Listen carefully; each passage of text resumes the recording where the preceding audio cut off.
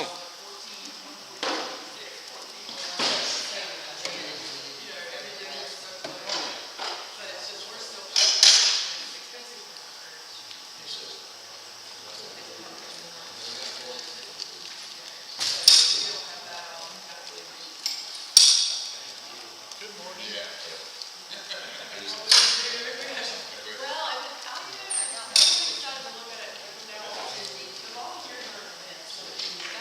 It's a three-person thing.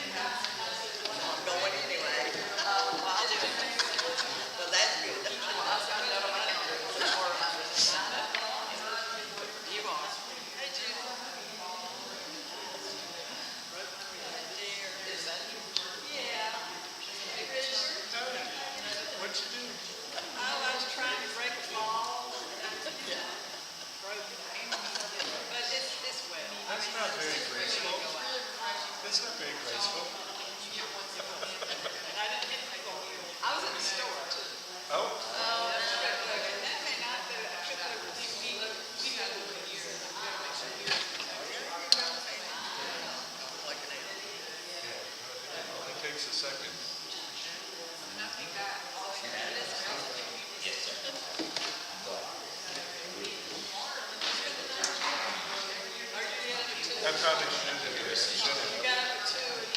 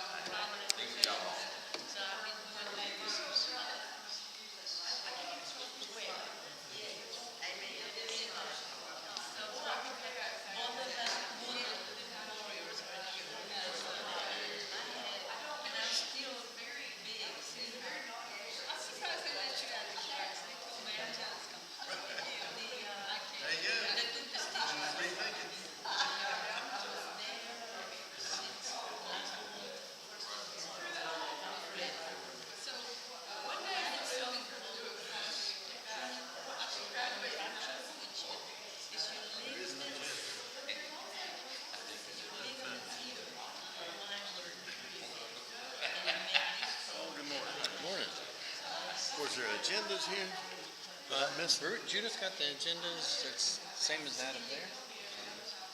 Agenda. You got an agenda for granting. You're stuck on one?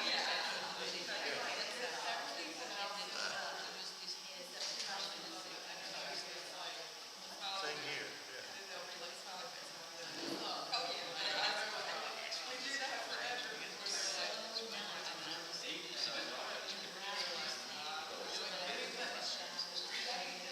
Hey, how are you? Good.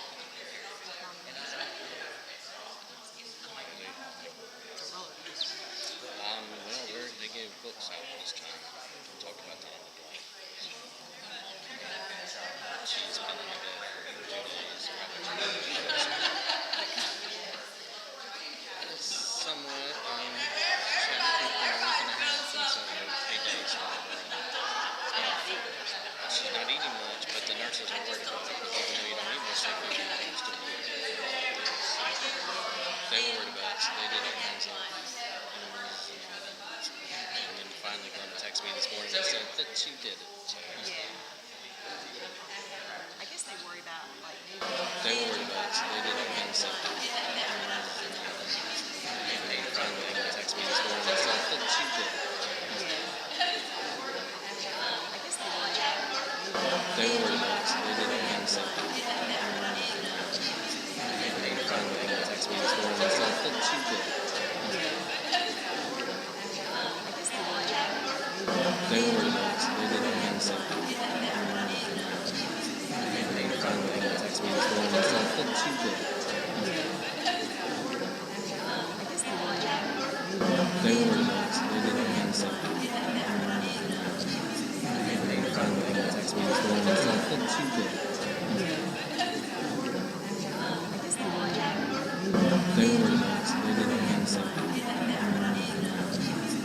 they finally texted me this morning and said that she did it.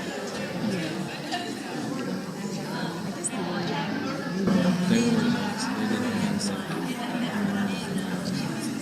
they finally texted me this morning and said that she did it.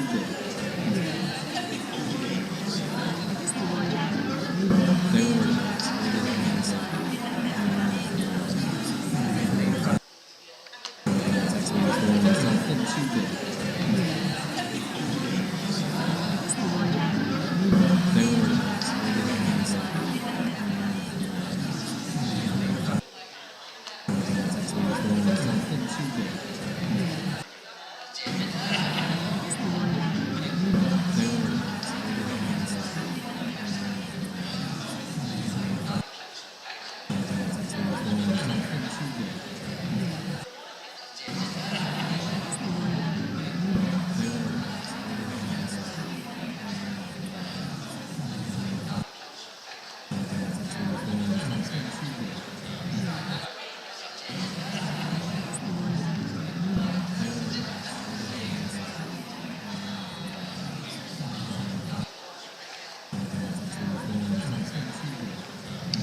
Well, I thought it was going to be, but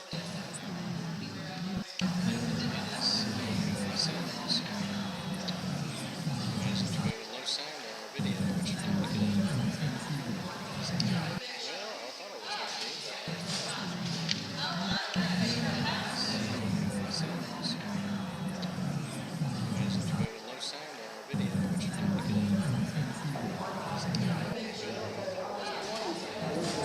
no sound on our video, which would be good.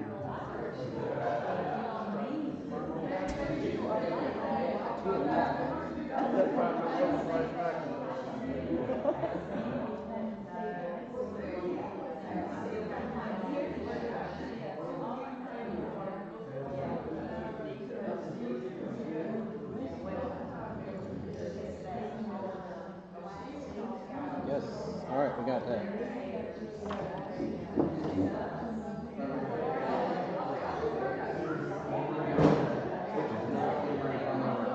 Okay, so I sent out an email to people, but I haven't seen it, so I sent you a text. Okay. All right. Well, let's see if we're next one. Okay. That works. All right.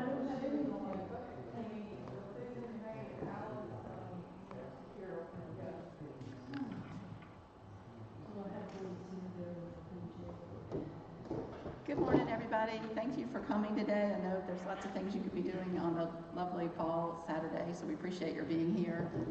This is the 7th annual meeting for NCYM Inc., if you can believe that. And we're actually reporting on activities for 2023.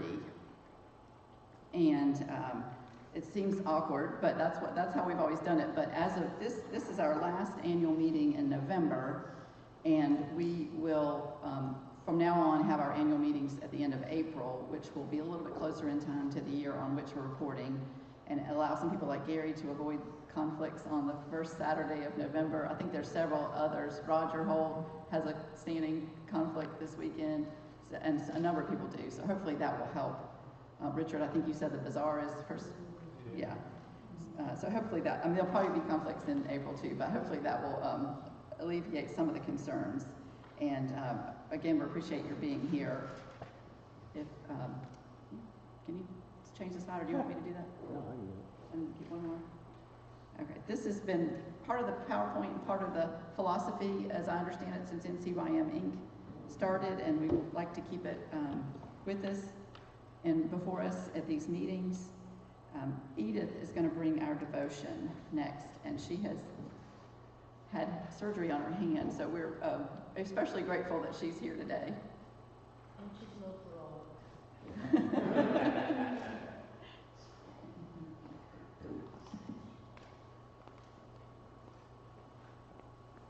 It was hard to write, so I had to use my phone, and I'm not really used to this, so I do my best. I think most of us are familiar with the Quaker painting that is called The Presence in the Mist. Some of us have that at home. My picture was given to me by Mary and Victor Merkinson 54 years ago after I got married. And we have one at our meeting house. And the picture tells us of a meeting for worship, traditional meeting for worship, where the ladies are sitting on one side and the men are sitting on the other, and right in the middle of it, there is a figure which represents Jesus, telling us that Jesus is in the midst of us and of everything we do. And it comes from Matthew 18:20. And by the way, Doyle Penrose was a painter. And what it says, when 2 or 3 are gathered together in my name, there I am in the midst of them. This painting implies that Jesus is with us as a group of people today here, and also as individuals. And I thought about the question when I was thinking about this. How do we experience His presence? And where do we experience His presence? Definitely in meeting for worship. Sometimes it's something that somebody says during the open worship. Sometimes it's a hymn. Sometimes a prepared message brings something that really speaks to us. Sometimes just sitting there and looking at our friends and enjoying the fellowship just brings a glimpse of something that makes us feel good. We can also experience the presence during our individual meditations and devotions, when we quietly take time to communicate with God. Nature brings God's presence in us. We spend most of our time at the beach, and just sitting there and listening to the sound of the waves sometimes just makes me relax and makes me feel that all the things around me are gone, and there is something there that is stronger, definitely Quaker Lake brings God's presence to us, just in the summer, in the winter, even when it's cold, in the fall with the change of the leaves, which is something that even though I had been here for so many years, I go, because I lived in a country where everything was green all year round. And also our personal experience with God gives us something to look forward. Let me tell you a little personal thing. Coming to this country in 1966 from Cuba, we left our hometown in the eastern part of the state and had to go to the capital and spend a night. My mother had to be interviewed by the authorities, and we were small children, and we spent the entire night at this place. And then the next day, they took us on a bus to another town where a Delta airline was waiting for us to bring us to the United States, and we came in on the second flight of that day. In the plane, when we were sitting there like we all sit, if we go on a trip, usually the pilot will say, we're ready to go. Well, there was a voice that said, "Welcome to the United States." There were people there that, I get emotional for this, that at that time just got down on their knees and spent the 45 minutes that took to get to Miami praying. That was God's in the midst of every one of us. And when we arrived, knowing no one, my father was in New York waiting for us, but it took 5 days for us to get all the paper done, to get to New York, to be with him and some of our relatives. But when we arrived to Miami, at the bottom of the steps, there was the pastor of the Miami Friends meeting waiting for us. The presence in the midst. We as people can also be the presence that others see. They can see Christ in us. After we arrived and we left Miami and went to New York, Quakers found us. They knew that a family was coming, and they knew my father was there, but he didn't pay attention to the telephone calls and the messages. And when we arrived, we had a visit, and we went to Purchase Friends meeting, and it was my first experience with complete on-program Friends meeting. And these people took us in like they had known us all their lives. And I remember we came in March, and then November came, and it was Thanksgiving, and we go, "So what is this?" And a family took us to their home and did the entire Thanksgiving meal and introduced us to a holiday that was new for us. That was again the presence of God in the midst.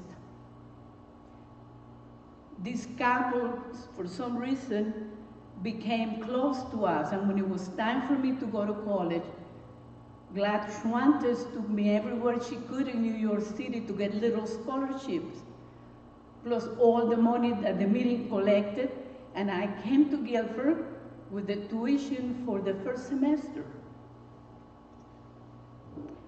And I stayed there for years because the USFW here in North Carolina made sure that I had scholarship to finish college. Again, that presence.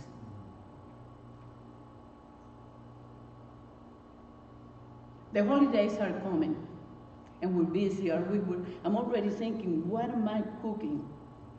And we're getting busy about what to do, what to buy, because after Thanksgiving, time flies. My birthday comes, and then comes Christmas. And sometimes we kind of lose track of what is important. And what we need to do at times like this is to go back maybe to the picture, to see us quietly looking at Jesus' presence and feeling Jesus' presence in our life. Maybe we need to return to what Quaker Thomas Kelly said, the divine center. That what gives us the motivation to grow spiritually and to do things for others.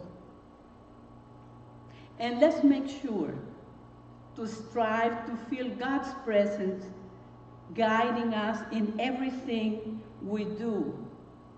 And also, let's be mindful that we need to be a presence for others in this world. As a prayer, I want to finish with Thomas Kelly's words, which are one of my favorite, and I know you have heard this one before.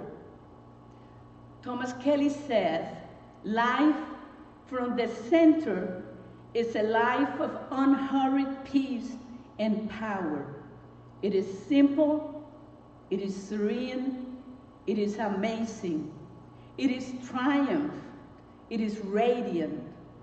It takes no time, but it occupies all our time. And it makes our life programs new and overcoming. We need not get frantic. God is at the helm. And when our little day is done and we lay down quietly in peace, for all is well.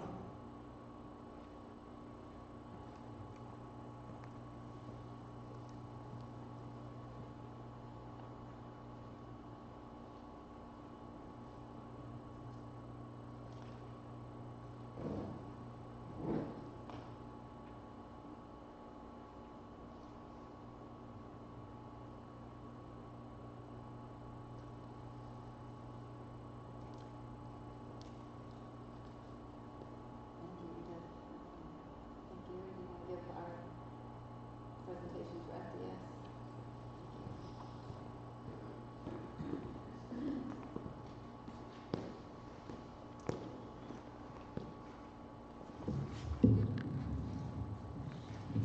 I'm going to turn my back to you, which is, I don't have a good side, but that's better than the front.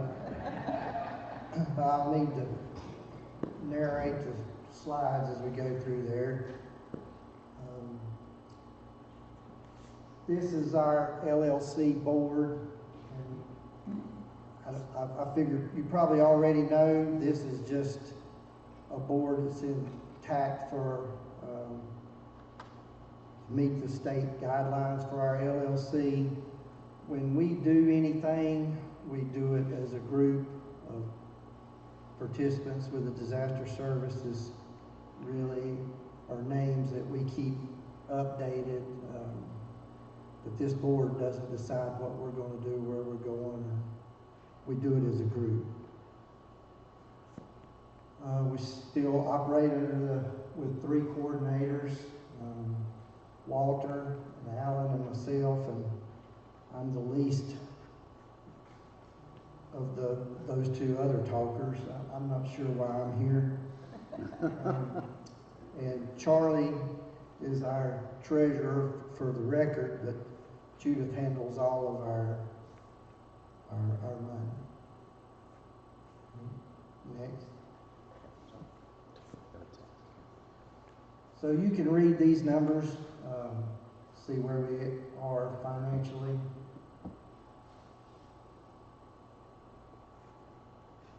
We've been very blessed with our money we had in the trust fund, and I've said it before, maybe some of you have heard it. I wish the people that manage the trustees of trust funds were working on my 401k. Agreed. All right, next.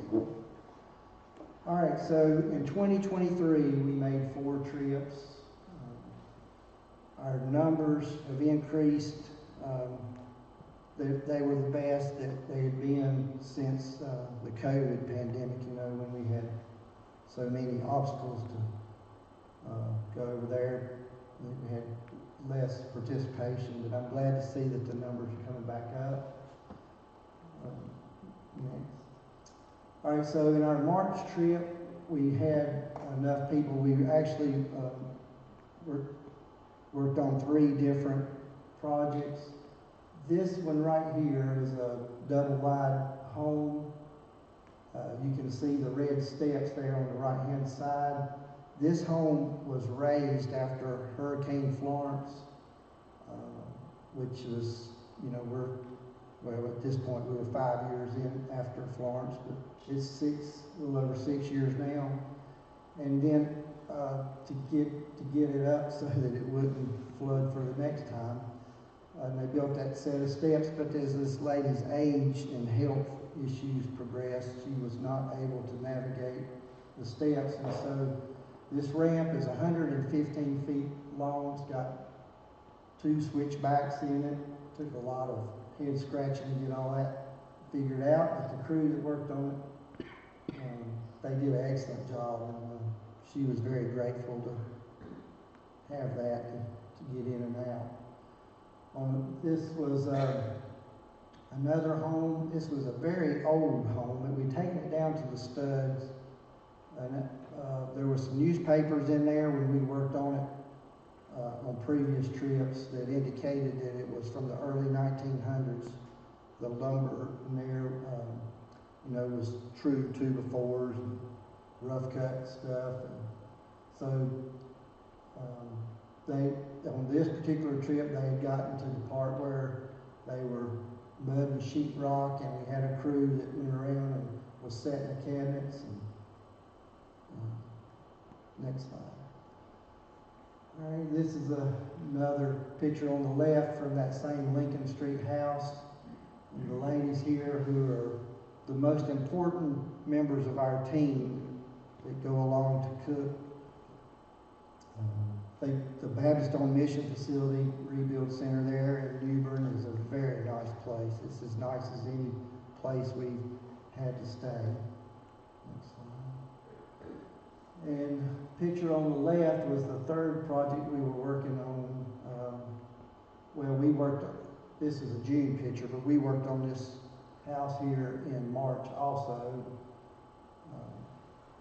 When we went back in June, they had gotten a lot of siding that had come off of another job, used vinyl siding, and so that's what we did on this trip was replace the siding.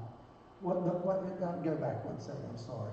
One thing I want you to make note of in this picture is you can see, based on the people standing at the back of the house there, how high it is to the floor level. Well, this home had 18 inches of water above the floor. So that's how deep it got right there in Florence.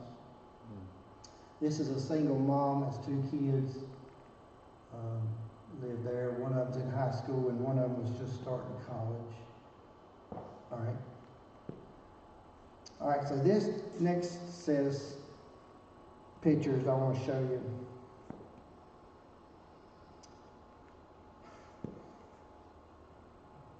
Here again, I don't know why I'm here. I received a call in early August of 23. Came from Mark. We call him Mark the Baptist, but he's the coordinator for the New Bern Rebuild Center for the Baptist on Mission. And he says, I got some questions for you. He said, first of all, because I've made it very plain to him that our stuff has to be disaster related.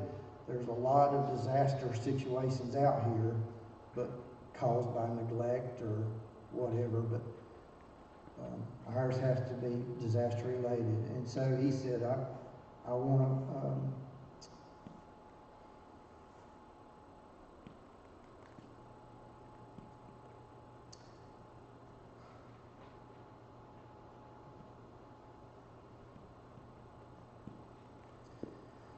run this by. He said, I've got a family. They're in their late 60s, early 70s, a man and woman, who had a fire, and their home was burnt out in the center. They don't have any insurance. They don't have any money. is this something that y'all may be able to help with? And I said, well, the fact that it's a fire, definitely. We've done a lot of fire-related damage in the past. And he said, okay, so the second part of this is that because this is not Hurricane Florence related, there are no funds available for grant money to buy materials. And each time we go on a trip, we donate money to go towards materials for that family that we're helping. And in 2023, I think, Judith, we were $7,500, I think, per trip. Our funds went down some. We were sort of afraid we were using it faster than we should have been, so we backed it off to $5,000 this year per trip.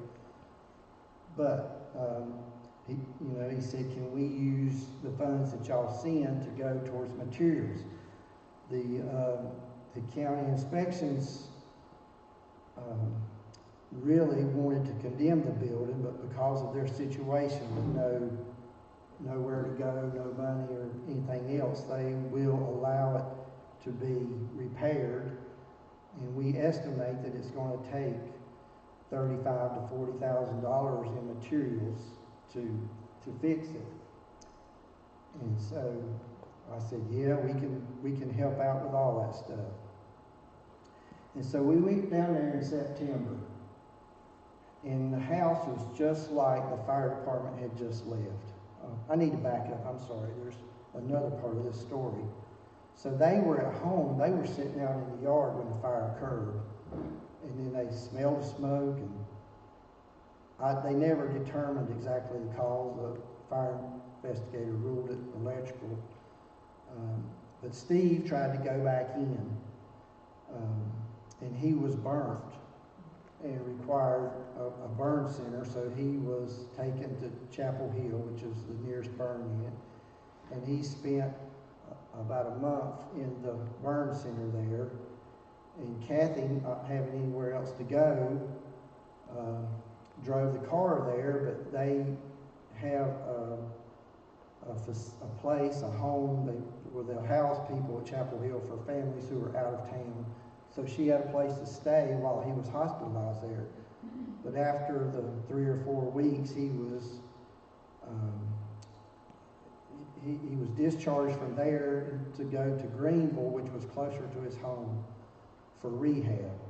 So at this point, Kathy had nowhere to stay. So she was living in the car.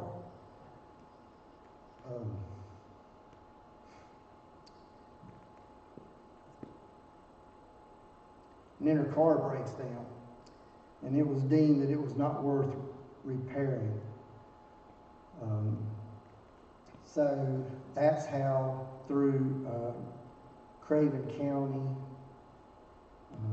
I can't think of the recovery thing that they have there, became aware of their situation and reached out to the Baptist-owned mission for help, to see if they could help them. So to shorten the story up, they got them in a camper that they had been using, or they got Kathy in a camper that they had been using for volunteers to stay in at the rebuild facility there in Newbern.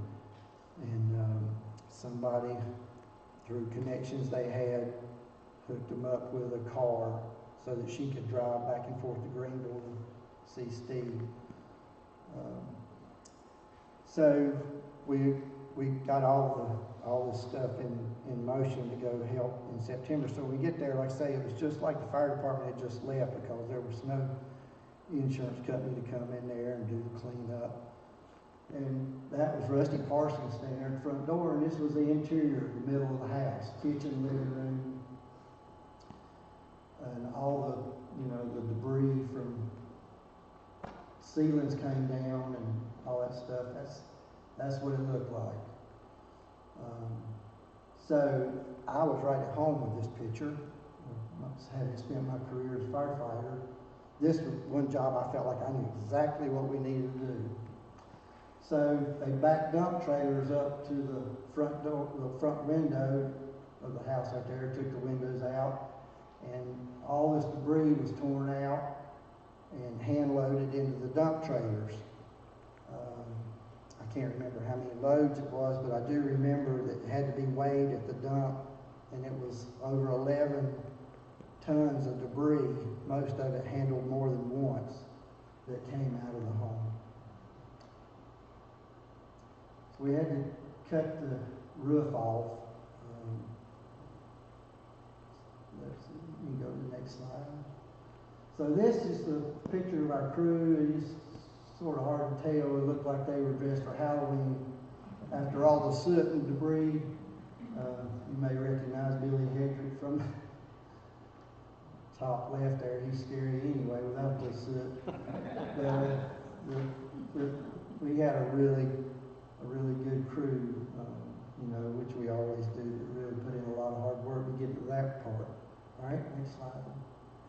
So we had to take it down to the floor joist, put new floor in, put a beam across a new beam across the middle there to support the rafters that we built.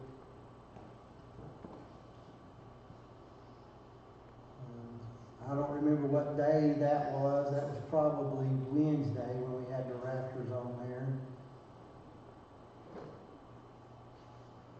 All right, and here we are. This was probably Thursday. That's Donna on the right-hand side there. She's from Concord Friends. She had never done anything like this before. She's actually was a classmate of mine in high school, and they two of them, Jenna Jones and Donna from Concord, that came, and they was really concerned that they wouldn't be any help. But you can see her there using a nail gun. She learned a lot. All right, next slide. And this is Kathy standing there beside Don Lamb on the front to his left. And this was at the end, this was Friday at noon or a little after noon. You can see we have the paper on the roof, got the windows and doors in. It's basically dried in there, and in 4.5 days work, it's quite a difference.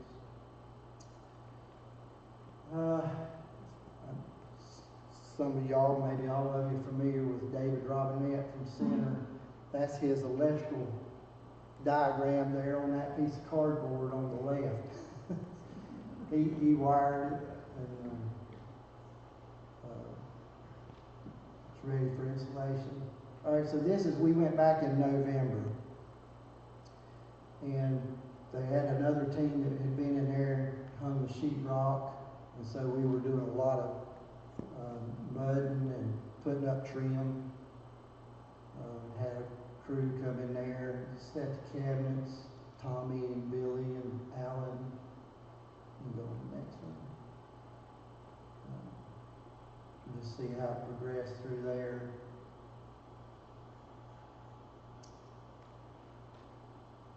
They had another team that come in and put in the tile bathroom and shower. They did a really good job on that. All right. Built the ramp. So here's a picture. This was not on the very last day because we had the ramp built. You see an outline there, that's Steve and Kathy, the homeowners. Okay. All right, they came to the Rebuild Center one of the last, or maybe midweek, I don't remember, that week, and they had supper with us there, and actually part of this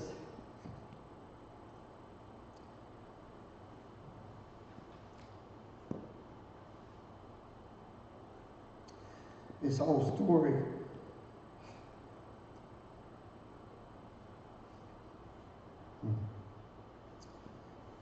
it makes it hard for me to talk about is how we put out, got Alan to put out a thing through the email to the Quaker meetings about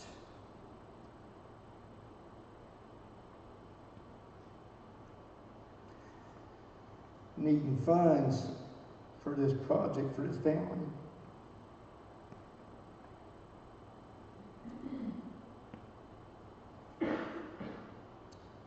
And they responded.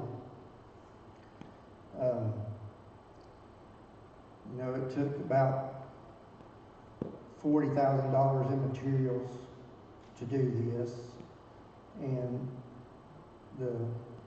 in the end, the Quakers were responsible for over 30, somewhere between 30 and 35,000 of that money. Not only the people from our two groups, but meetings who are no longer affiliated. You know, they got word of it, and I'll mention a couple of them, but I know so many meetings that are around here, you know, this men's group or meetings and women's groups, and got behind it and sent money in. But Piney Woods, especially, we've got some members from Piney Woods that go with us, and Hannah, and they really stepped up and helped out a lot. The night that we had this supper, they came, the ladies or the people from Piney Woods had given them gifts and wrapped them like it was a shower, so you would do for somebody for a new home, you know, was starting out with nothing, because they basically had nothing. You know, they didn't have a vacuum cleaner, broom, garbage cans, all that stuff, and they sat there and opened up all those gifts.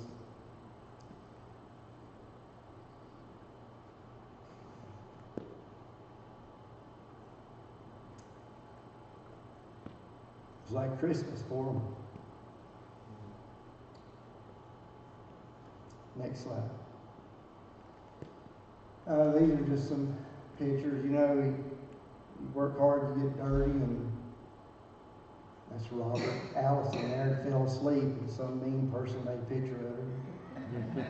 And, we have a lot of fun. Fellowship and fun. It's so good for everybody. You know, we take our scripture that the disaster service claims from Matthew 25, the parable of the sheep and goats. There, verse 40, when he says, "The king will reply, 'Truly I tell you, whatever you did for one of the least of these brothers and sisters of mine, you did for me.'"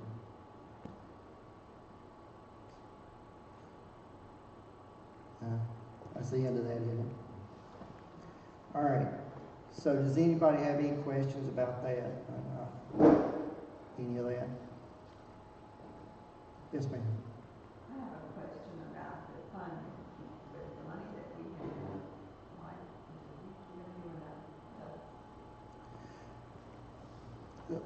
I don't know what enough is. So we were very blessed when we got that money from the estate from Ashborough. Maxed out, is that right? And we were able to put that money in with some other that we had. It went into the trust fund that's managed by the trustees, and that is done very well. And while we spend more money than we typically bring in a year, we're taking some of that money from the trust fund to aid these. That's basically where when we make the donation for materials for these families, that's where that money is coming from. And so we're in good shape. We're not trying to build up a big nest egg of money. This money was donated for us to use to help people, and that's what we intend to do with it. But we're trying to be very good stewards with the money that we have. And so, yeah,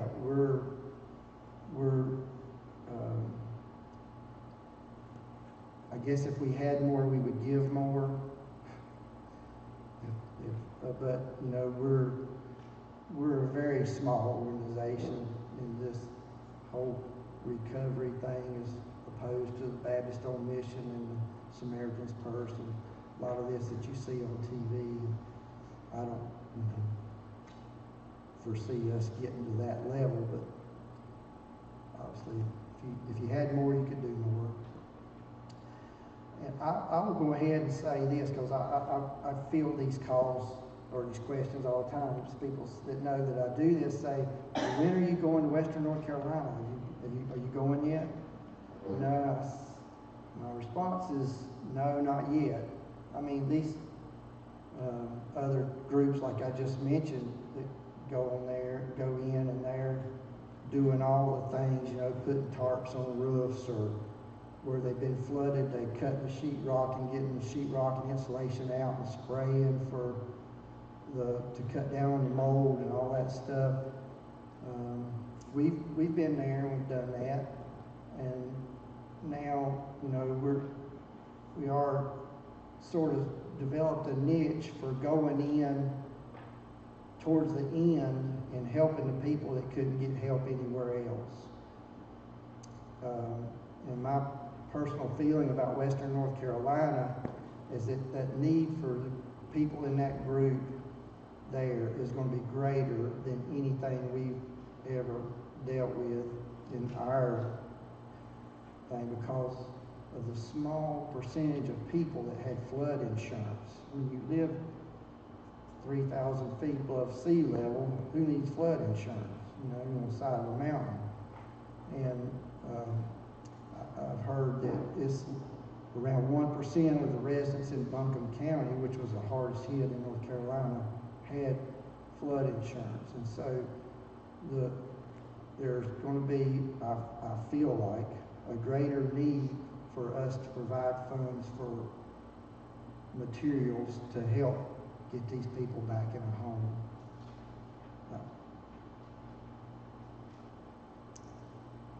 There again, I feel like we'll be spending many trips and probably many years. We're still helping people after Hurricane Florence, and we're over 6 years into that. And I feel like it's going to be, you know, that kind of a thing here in Western North Carolina too.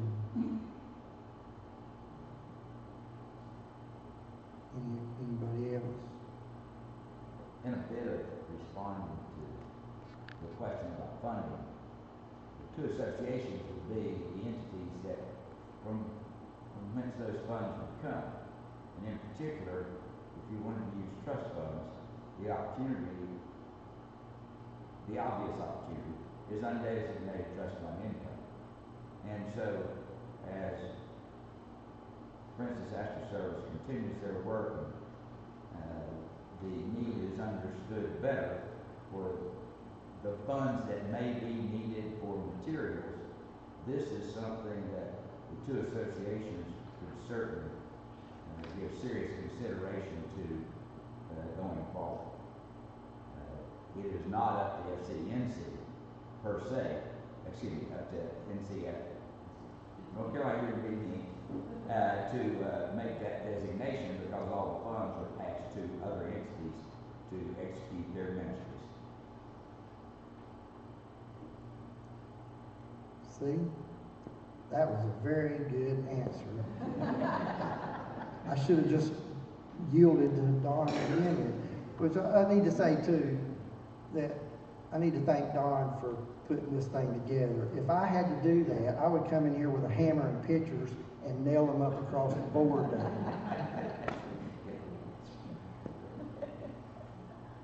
Another part of that is they have had to take some of the funds from the trust funds just for their operation of insurance or car, vehicle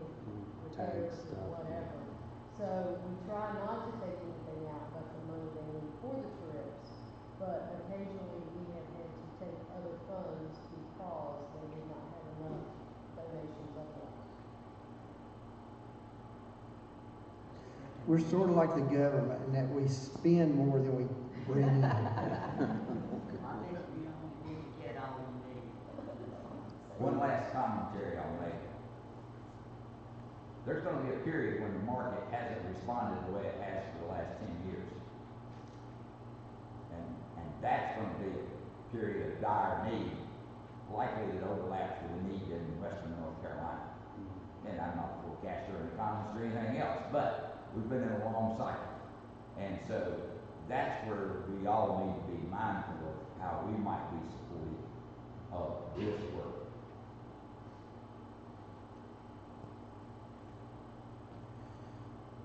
Well, if people feel led to give more money,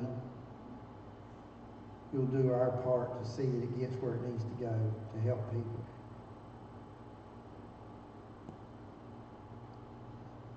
Anybody else?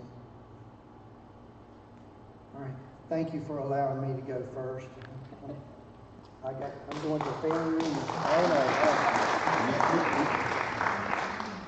Thank you, Gary, for your presentation and your hard work and dedication. We really appreciate it, and it's so nice to know what goes on with FDS at this juncture. I'm going to give the report for NCYM Inc. with some help from Judith, and Don, you're welcome to intersperse commentary. It's always welcome. So some of these slides you've seen a number of times before, but I thought it was important to leave them in for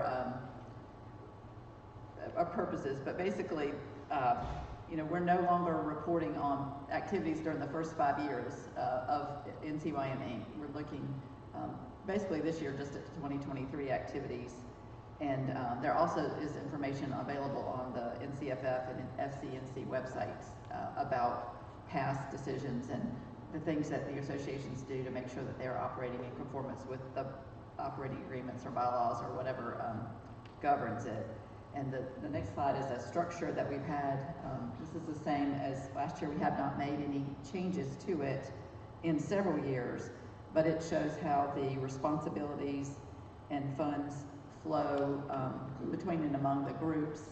The business activities typically remain with NCYM Inc. and Faith and Practice with the associations, as well as the activities of Quaker Lake and FDS that you've just heard about. But if we were to make changes to the bylaws or to the structure, it would be something that the associations would have to review and approve as well. We don't have any grand plans to make changes in the near future. Next slide is our NCYM board for 2023. All but Kay, Julie, and myself served on that initial board, starting at the very beginning of NCYM Inc. The three of us came in a little bit later, so this was the first time that I think that folks rotated off that original board, and we recognized those folks last year, but Bill Davis and Frank Massey rolled off, as well as Judy and Don, so we've missed them this year. We had 4 great new members for the 2023. I served as clerk officially, and Don as assistant, but it was definitely a team effort, or maybe the other way around, and I'm still learning what to do. But Don and Judith are still the fonts of knowledge about everything in CYM, and so I'm glad to have them helping me, tell me what to do. So we've kept the same officers basically for this period of time.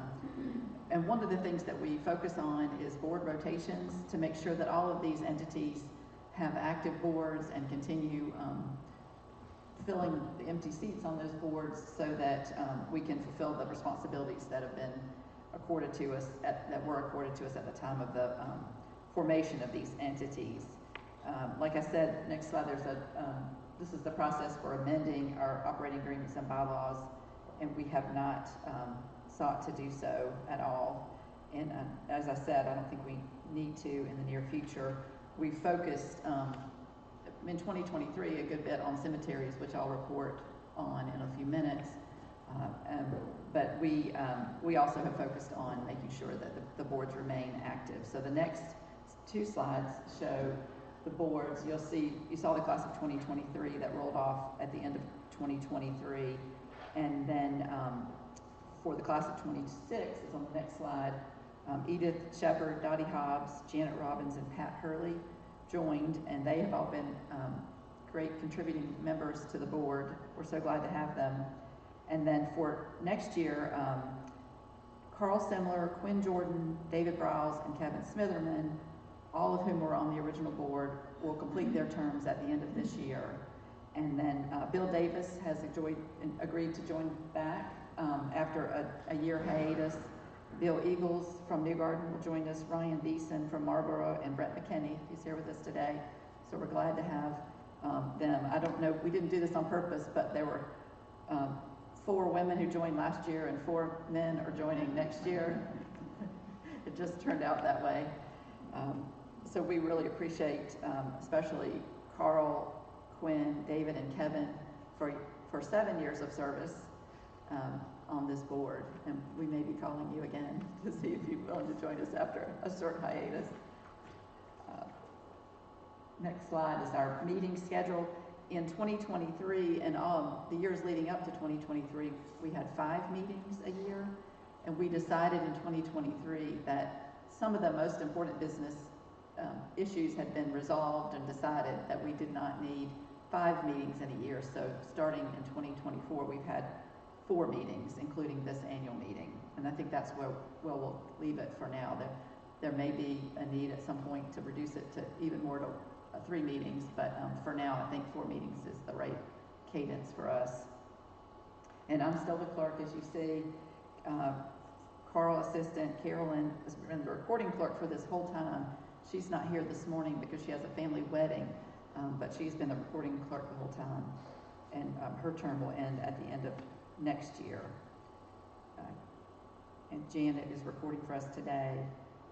And neither Kay nor Quinn could come because of other obligations, but Judith is going to present our financial report and talk about the audit that we just got the results back for, just in time for today's meeting for 2023.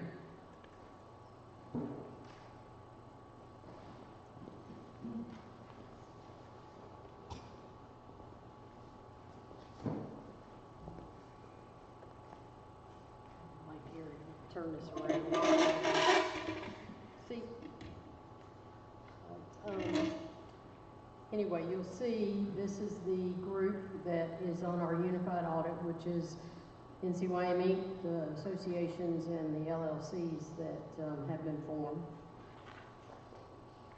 And then, like Terry said, we took the documents in May, like we've done in the past.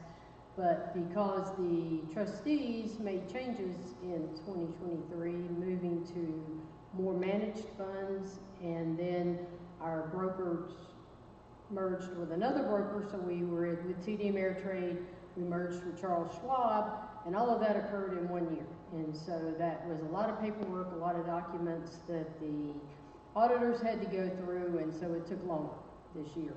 But this shows that there was no issues, that everything was okay, they received what they needed, and even though it took longer, it wasn't because of any problems from us, it was just all the paperwork they needed to go through. So then that one, again, just to say everything was consistent, clear, no issues, no problems that they ran into conducting everything. So then the next slide is our budget for NCYM Inc. It was decided at the end of 2017 during the split that we would probably need around $99,000 to operate. And so the next slide will show how that was separated out between the different entities to fund the $99,000.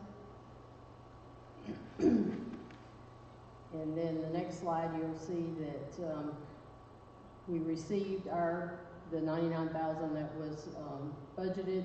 Our expenses were less, so we're not quite like Friends Disaster. We're not operating more than income yet, but we're staying within our budget so far. We haven't had any problems since the 2018, so we've been doing okay.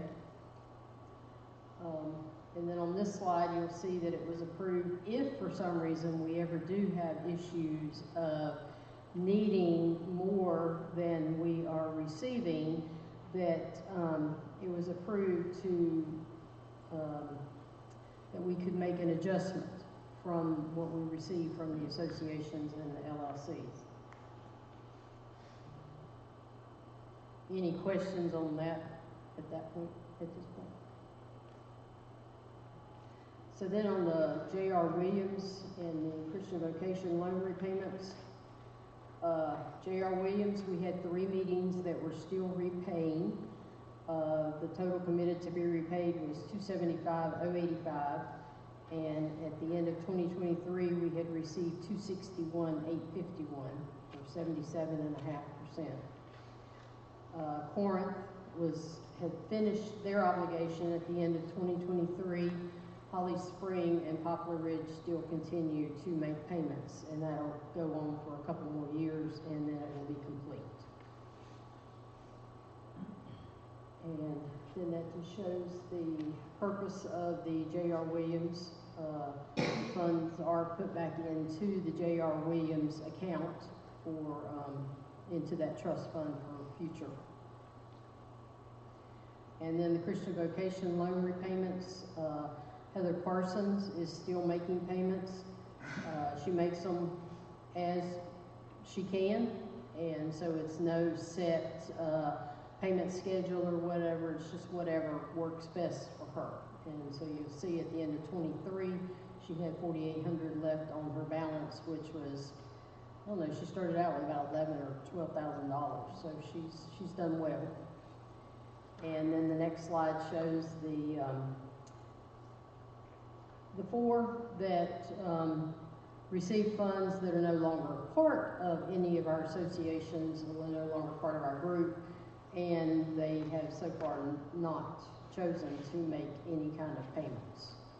And don't know that they ever will, but we're still showing that right now. So, any questions? Good. I'm not going to give you a chance to ask.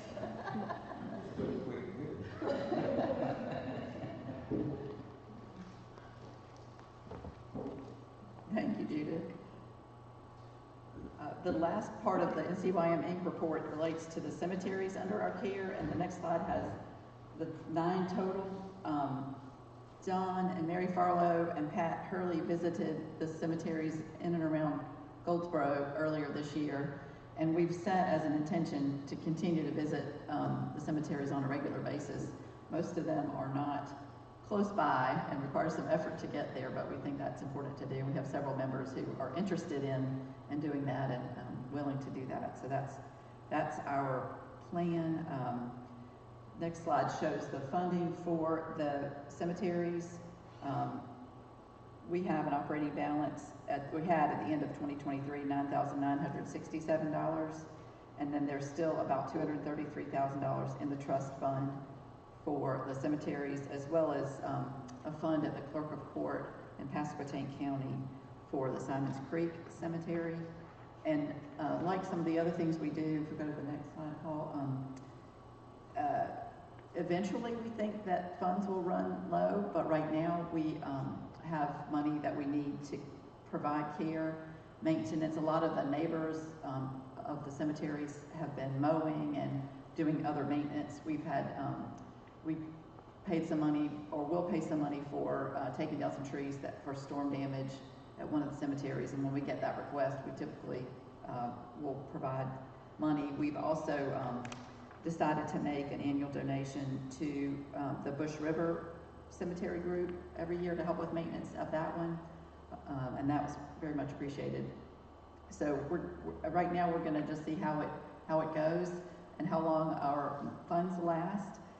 But at some point we decided last year that if we have 2 consecutive years of negative cash flow, then we may need to reevaluate the way in which we care for these cemeteries, whether we provide as much in the way of maintenance and mowing and that as we did. Some of them are not even recognizable as cemeteries at the moment, but our obligation, I think, is perpetual care. We did try, I think we reported last year, to see if funeral homes in the area or families nearby would be interested in taking ownership of the cemeteries, and nobody was willing to do that, presumably because of liability issues that come with it.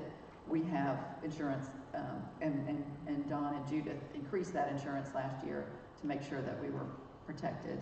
So we think we've done as much as we can do at the moment with respect to the cemeteries, and we're continuing to monitor their condition and their needs. Any questions about that? All right, Carl Simler is going to give our report from the trustees of trust funds.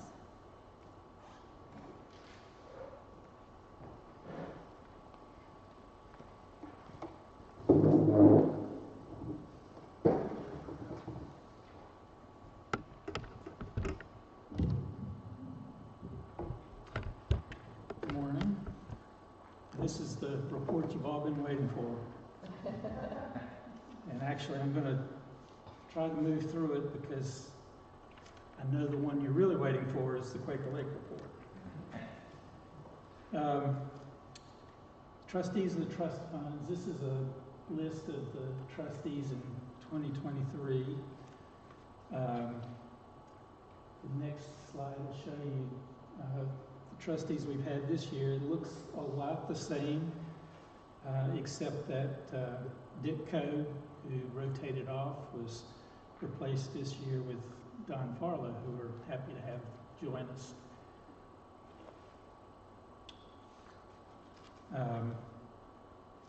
The trustees serve for 7-year terms, which is a long term and sort of unusual, but the reason is that we feel like it takes a little while for people who come onto the committee to kind of get the hang of it and to understand what we're doing and to be familiar with the funds and the investments and so on. And so the people who agree to serve are really making kind of a big commitment, and we appreciate that.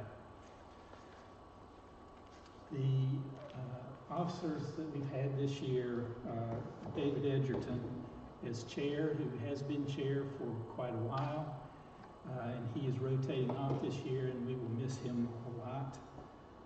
I've been the treasurer, and Don has been the assistant treasurer, and Don, we'll be happy to hear, has agreed to serve as clerk beginning next year, so that will be good for our committee.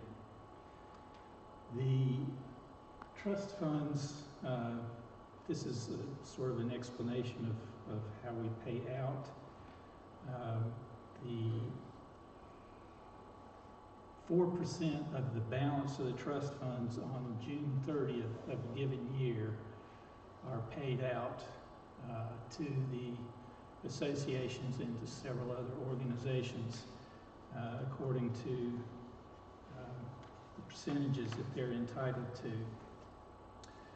And here you can see sort of how those funds have increased over time that get paid out to the two associations. 2023 is the year we're actually reporting on now, and there was a decrease for that year based on the balance in June of 2022. But by and large, we've had fairly significant increases year to year. And that means that this is a good time on the next slide to point out that past performance is no guarantee of future results. So we've had good results, and we've been fortunate in that way, but no guarantee about how that will be in the future. Some of our, big part of our increases have been due to market increases, which unfortunately we don't control. And we have also benefited from some capital deposits, the sale of the Spring Garden property and the sale of the Hilltop property.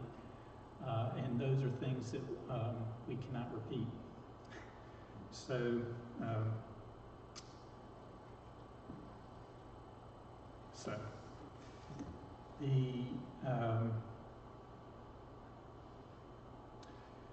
this is just sort of historical. We've reported on this before, but because the markets had been rising so quickly, it was difficult for us to maintain the 75% in equities because they were increasing with the market, and we got permission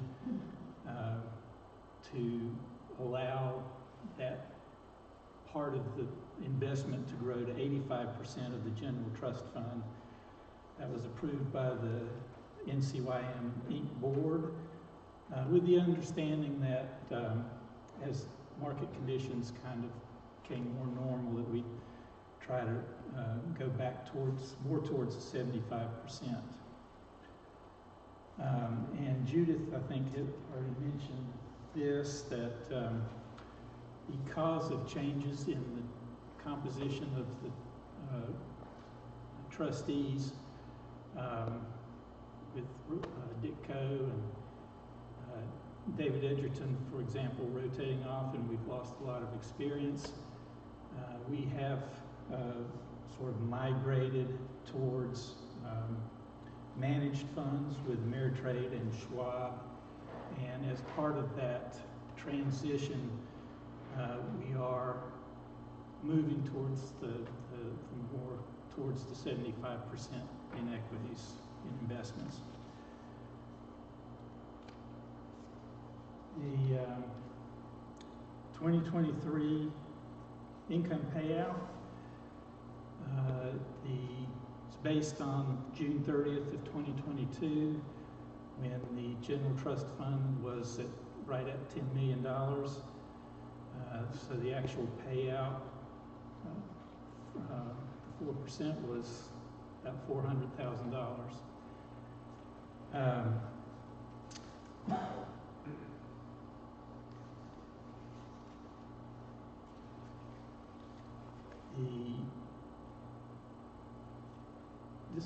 This is just sort of a breakdown of how the funds were paid out to various organizations, to the two associations, to Quaker Lake, to third parties, with a total distribution of about $400,000. The next slide shows how those funds are broken down between the two associations.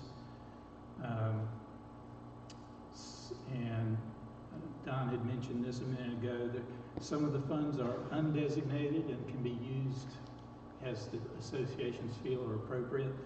Some of the others are designated for certain purposes.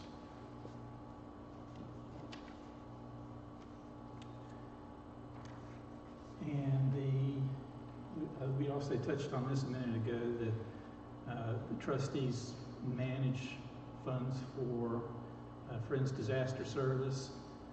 This was a total in June of 24, but those funds are available for FDS to use as they see fit. And the last slide is the Edgerton Fund. The trustees manage this fund. The beneficiaries of that fund are Salvation Army, Bethesda Friends Meeting, AFSC, and then 30% of the earnings go back into the fund. And the market value of that at the end of 23 was close to $2.5 million.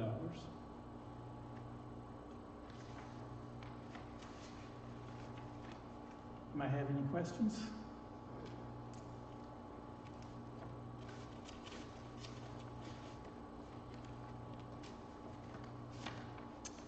Thanks, Carl. And I'll just echo what Carl said about David Edgerton. I think he's been the clerk of that committee for 10 or more years.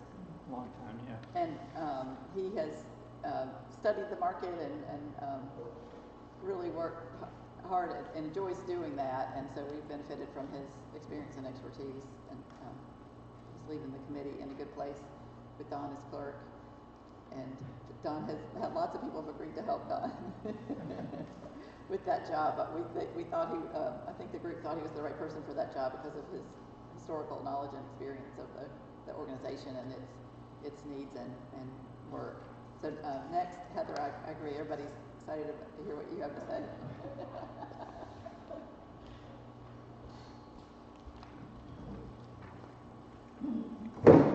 If my report's supposed to be exciting, we'll go through these slides really fast and then I'll just talk about camp. So for the 20, I'm sorry, I'm not talking. So going back in time, we'll talk about 2023 really quick, and just to catch you up. So this is actually our board now. We had a few changes, I guess, a year and a half ago. That's where our board is. And the next one shows our officers. And see, they're the same. And keep going. Well, I might have that out of order. Skip that one for a second, Paul. Go to the board. Well, we'll do this first. So in 23, these are our budgeted cumulative numbers and our actual numbers. So you can see at the end, our balanced budget came out a little bit better than we anticipated. And that was at the end of 22 with our balance forward, kind of one of our rainy day funds at $54,518. And then a repair replace fund that we add to every year in our budget was at 11. And then in those numbers, you can go to that one, I think the slide that might have accidentally been before it, this one, Paul, yeah. That just shows the breakdown of the stuff that Carl was talking to about a minute ago, our portion of some of the designated trust funds that every year we get a different amount, but that was the amount that we got for 23. And we make sure that campership funds go to scholarships and go to offsetting and subsidizing camp, and the development funds go to different projects and things for development, and operating goes to operating. So yeah, I thought I had this one with the other one, but yeah, so board rotation, back to our board and officers we talked about. This just shows kind of like, I think one of y'all were talking about one of your slides was kind of history, but just showing kind of what the Quaker Lake board, after we made all these things in 2017 of the requirements. This is how our Quaker Lake board is composed. And then the Quaker Lake board also has no interruption after 2 years of service. That the board, I think one of the biggest concerns was that we, through the transition process and then up to now, that our board are folks who are engaged and are involved in the work of camp. So that kind of explains that.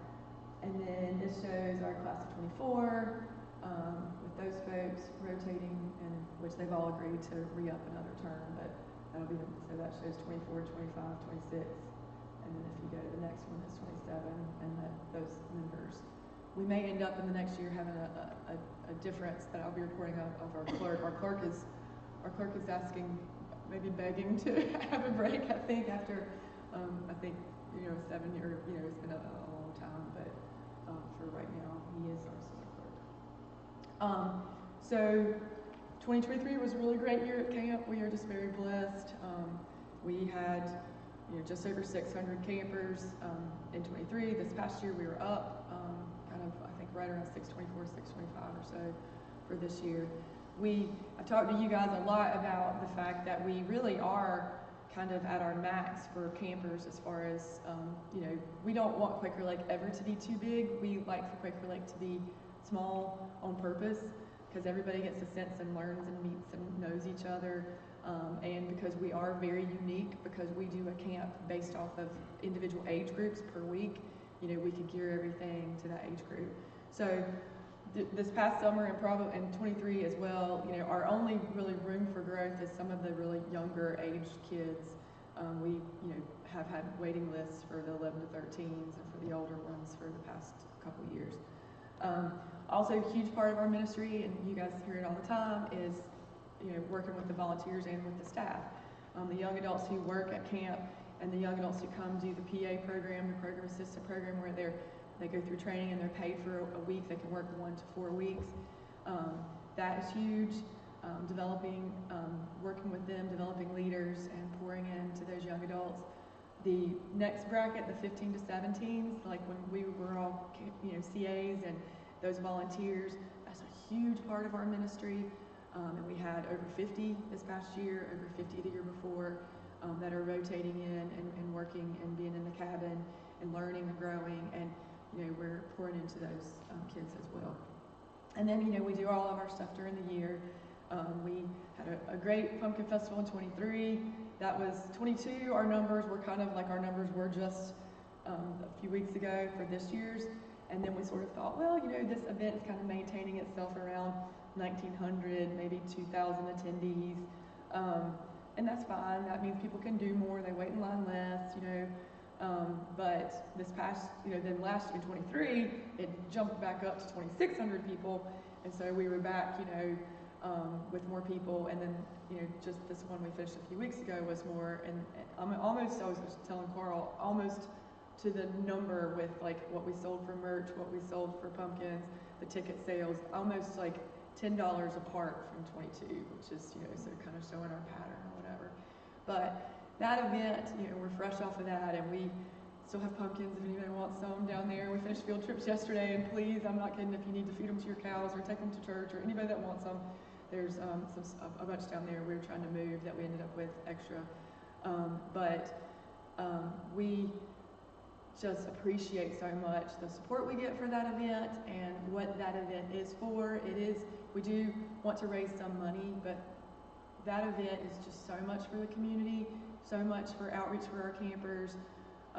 We get a lot of people, and we didn't have any crises as much a few weeks ago when we had it, and I was able to float around and work with some families, which we kid that we feel like something's wrong if we aren't like all like engaged in some crazy thing, but we're just so smooth because we have like the best people ever that come help us do these things and problem solvers in their areas. And so I was able to float around and help some families that had a lot of kids and had never been before, and were kind of navigating all the stuff and activities and all the things we have, and really appreciated that their admission price got them, I pointed out all the things they could do without paying any other money. And it's very rewarding to be able to, because of all of our support and volunteers, offer an event like that where we can offer something for people to be on our property, to hear the word Quaker, to have people, have pleasant conversation with them, to have that in our midst of that whole happenings, it's really awesome to be able to be a part of that. And the other huge part of that event is to have something that people who have been connected to Quaker Lake in the past, are our campers in the summer, are our staff or volunteers, to have something that they can, connect, be together at, work hard, for a short period of time. So I think that, sure, we want to raise money, but that event is really more for all of those things. The golf tournament and other things that we do are more for those kind of things. So very thankful for that. Pumpkin Festival was awesome.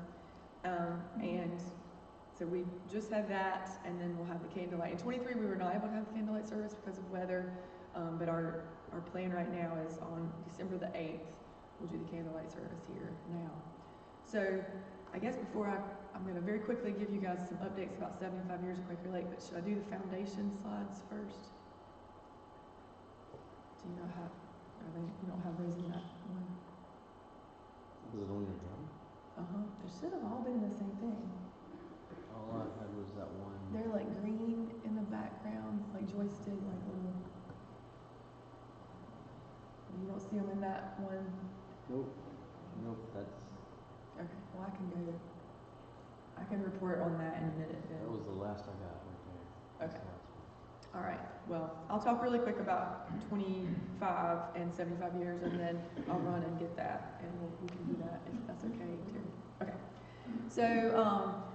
so next year for 25, we're going to celebrate 75 years of camp at Quaker Lake. The property was purchased in 1949. The first camp was like October, I think, when from the history stuff that I've read. But so summer of 50 is the first time they did camp. So we're going to celebrate 75 years next year, and we're hoping to have a lot of different activities and things that we do. One thing for sure we're going to do is on June the 7th of 2025, we're going to do some kind of big celebration, and we don't have exactly worked out what type of event is best, where we can get different age brackets of past, former campers, camp supporters, you know, the right type of event that will draw the most people. It will probably have a floating component in the kind of one part of it, and then maybe like a certain time where we do a gathering and a presentation and some sharing of things, because we want to try to reconnect people who might have not been connected, and then also have a great sense of connection and community for people who, you know, if you did the wrong kind of thing and you had it all floating, then people who might have wanted to run into each other that used to work here together or go to camp here together might miss each other. So to try to organize to where those moments can happen, also with people's crazy schedules and, you know, kind of some kind of floating component. So we're doing our homework with that. Right now we know it will be on June 7th. Another thing that we've been working on is we've talked about this for years and years, but we've been gathering acorns to grow Quaker Lake seedlings from some of our really cool old white oak trees that we have. There's just some big, giant, awesome ones, and there's a lot of debate about which tree is the Quaker Lake tree, because, you know, our historical logo with the tree and the tree that was on the sign that we all remember from a long time ago, but it definitely looks the most like a white oak, and white oaks have the most successful rate for all the things that need to happen in all of the agricultural terms that I don't completely understand with acorns turning into seedlings, but I've been learning a lot in the past week. But so we've gathered our acorns, they're ready to go. We're working on that, and we're gonna kind of make it to where like the first 200 to 300 people who make a donation in honor of the 75th anniversary will have, as a gift, will get a seedling, a Quaker Lake seedling that they can plant at their house. Or if they don't want to plant it and take it, they can redonate it back to Quaker Lake, and we'll plant it at Quaker Lake. So we're going to be unveiling something like that. I think we might call it something, and this is just not for sure, but like 75 years of planting seeds, you know, kind of what we kick off with our 75 years, and then you know, have it with the seedlings, and in a year, I mean, I've been learning a lot about when you get a tree that you plant, sometimes it just looks like a stick with some roots on it or whatever. But, and like the size they'll be in it, because it'll be about this time next year that will, maybe between Pumpkin Festival and Candlelight Service, that will actually give the seedlings and everything, so we can do that through the year. We're also hoping to do something where we kick off in January, stuff through the website, through the foundation, and through Quaker Lake's website to gather stories. And I may have talked to y'all some in one of your NCYM meetings about it, but, you know, to gather not just like what years were you there, or like, you know, if you just blanket say like, tell us memories you have, like you might get a couple sentences, but we're gonna have some prompts to try to get people to kind of give some information, and then we're gonna roll that out with stories and stuff that we post, you know, just some cool, you know, cool kind of things, because we're hoping to use 75 years as a springboard to kind of move into, we will need to do a capital campaign. Our fixed income is, you know, is gives us less and less every year, and so we definitely, for the perpetuity of camp, for camp to continue to grow and to continue to flourish, we are going to have to get serious about you know, trying to get some funds going that are larger than what we've been doing for endowment for Quaker Lake for the future. And probably my future will have, I've always said in this past 20 years, I don't like asking people for money or whatever, but I definitely believe in Quaker Lake. I think that I've definitely, you know, I've either stuck around too long and you're trying to get rid of me, or I believe in it and I'm here because I believe in it. And so I think definitely us moving forward, we're going to have to be a lot more direct on the plans to make sure that we preserve and make sure Quaker Lake's okay for the future. So that is, you know, kind of some of our plans, and of course for 25 we're all the other stuff that we're doing too, and we'll do some other facets of 75 years kind of woven in, but those are some of our thoughts right now. If y'all have any questions, I can answer them, and then I can run when the next person talks and find my 3 slides that are missing. Joyce sent me a really great presentation for y'all, the Quaker Lake Foundation, to show where we stand right now, and I I don't know what happened to it, but anyway. Any questions? Thank you. Okay. And you definitely haven't stuck around too long. Okay. All right, I'll be right back. Do you want to go, Richard? Sure. Okay.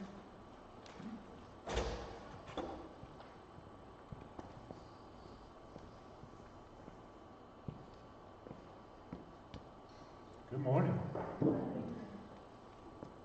Clerk of NCFF and Quaker Lake camper, Quaker Lake pastor for 1 week in 2012. So, next slide. This is our leadership for 2023. NCFF has 13 monthly meetings in 3 different states, and we had 801 members. We typically have been meeting 3 times a year. We have 2 meetings for business and our annual gathering. That's something new that I've been doing as clerk that I like. There was discussion that we don't have a lot of younger people attending our meetings. And I asked a couple people about that, but I even thought about it myself.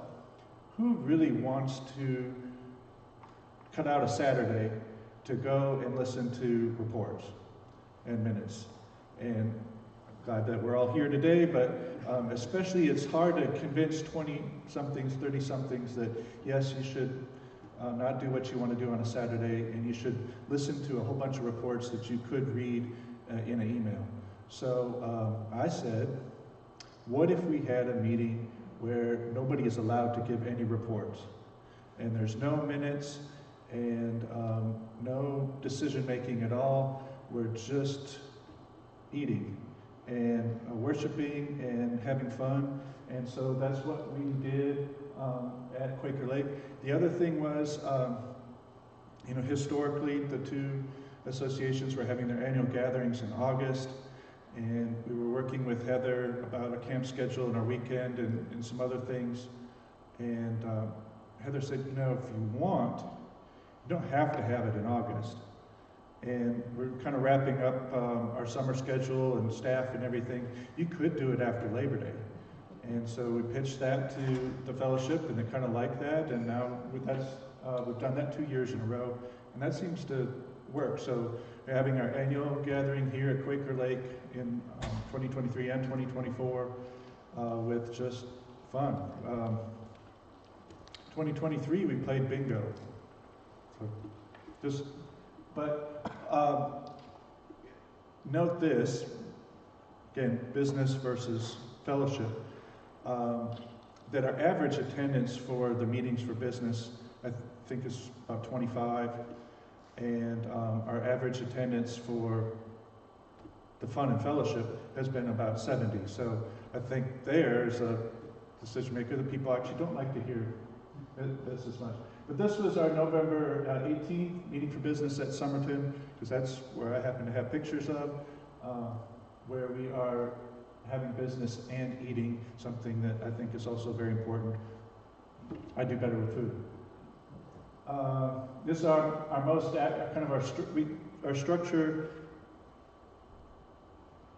If a committee hasn't met and nobody's meeting and nobody's doing anything, then I don't really consider it part of the structure.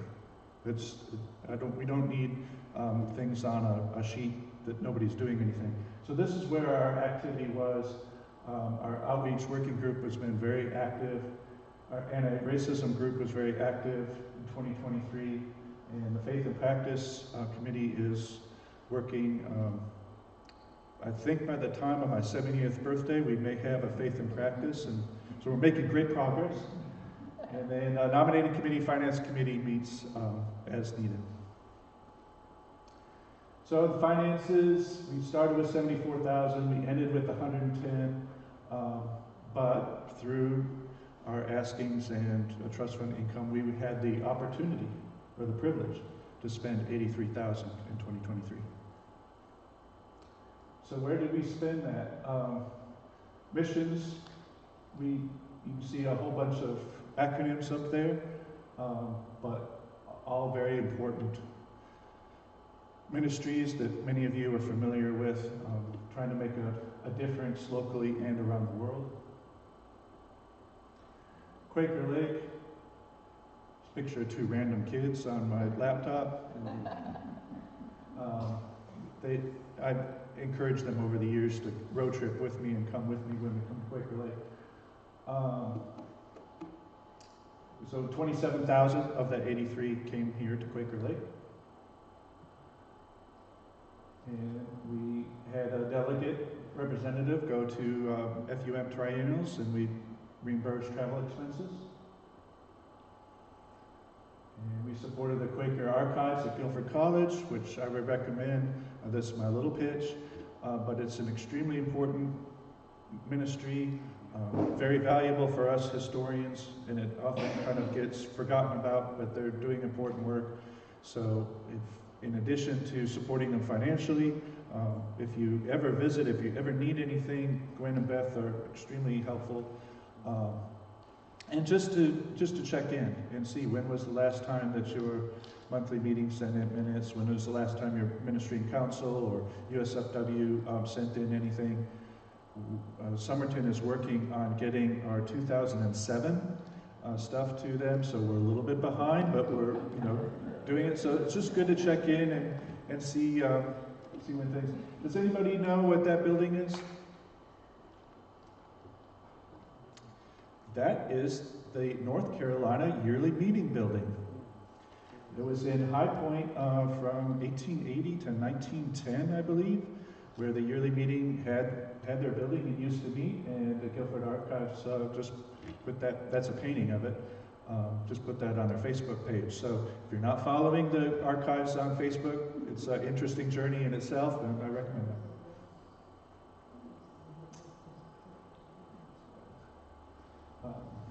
A group of us went down to Miami to worship and fellowship with our friends in Miami who, at the monthly meeting, is a member of NCYM.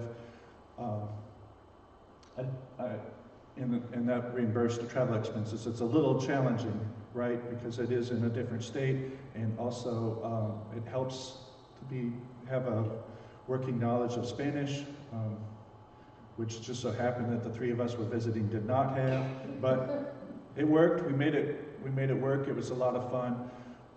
We'll say that Miami Friends really values being connected to the larger body of friends. They do worship in Spanish. They are geographically distant, so it's easy for them to feel disconnected from the rest of us, and they don't want to be. So if you happen to be in Southern Florida and you would like to drop in on them, they would really, really appreciate that, just to let them know that we remember you're here and doing very important work. Neat story. FEMAT building, this was before the fire, I think, because we're talking about 2023, but they needed an HVAC system, and we helped with that. And then we gave a grant to Frank Levering's for the play, The Great Dismal. I think that has been reenacted, is that the word, portrayed in some of your meetings. We also did a play at our 2024 annual gathering here. The play was two actresses reading a script, sitting down at a table and reading. And when they started, and they were reading letters back and forth to each other. And when they started, and we had allotted an hour for this play, I thought, this is going to be a long hour. I was looking for a little bit more excitement, some plots and explosions or something, costume changes, and here's just two women sitting at a table reading letters to each other from the 1830s. But it is gripping, and the hour went by fast, and I had teared up. It's a very powerful, powerful story of a Quaker mother, a daughter who's gone rogue and married a Baptist, and she's a slave owner, and the daughter and mother become estranged, and writing letters over 30 years, wrestling with their relationship of being a mom and daughter and not being on the same page politically, culturally, religiously. And I don't know how to say it other than you won't realize it until halfway through you're on the edge of your seat seeing how the story comes forward. So that play is available. I think they did a reenactment at Deep River, maybe another meeting, but if that's something that you're interested in having at your monthly meeting or another group, that's out there. And we had administrative expenses. Those are exciting but important. And I put the audit thing, I didn't even know that the audit was successful, but I put it there because I was hopeful it would be and because we got the invoice. So I was hoping that was. And that's it. Any questions for myself? Thank you, Richard, and thank you for traveling so far this morning. Sure. You ready? Yeah. Okay, we'll have the FCNC report. Brenda, Kenny. We'll finish up here. Good morning, and thank you to Judith. Can never thank her enough for all her good work getting all these figures together. We have 4 different committees that receive trust funds: Christian education, outreach, missions, and publications. My favorite, Christian education. We receive $46 in trust fund money, but as you can see, we spent a bit more. This was at junior yearly meeting in 23. Sydney Matthews is the children's pastor at Deep Creek Friends, and she did a wonderful job for us with the children that year and last year and this year. Our next slide shows all our Young Friends activities for 23. We received $259 in trust fund money. If you count up these figures, it's $15,773.90. But I will give a disclaimer because for most of our retreats, the participants pay $50 or whatever set amount is deemed necessary, and we supplement that. So our Young Friends have 2 retreats in the spring and in the fall. They're meeting in the Old Lodge. This weekend is their fall retreat. They met at Ridgecrest in March of 23 for their G1 conference. At the far right, you see a picture of some of our youth leaders and pastors at Ridgecrest. They have a leadership retreat, which is very important for them to get together, share ideas, talk about upcoming activities. It's a very good time for them to be together. And our youth went on a mission trip, and we helped purchase the t-shirts that each of the youth wore, which had the Friends Church North Carolina logo on it. And then Paul is modeling our new logo. We had a contest. There was a details in our newsletter, and so we had youth to submit ideas, and this was our winner. Our next committee is outreach, and there are 2 categories under outreach: Christian Vocations General and Barker funds, which are for pastoral education and continuing education. We did not spend any of the money in 23, but we are spending it in 24. We have pastors interested in continuing education. Terry Linthicum is our part-time intern coordinator. He also is the youth pastor at Marlboro Friends.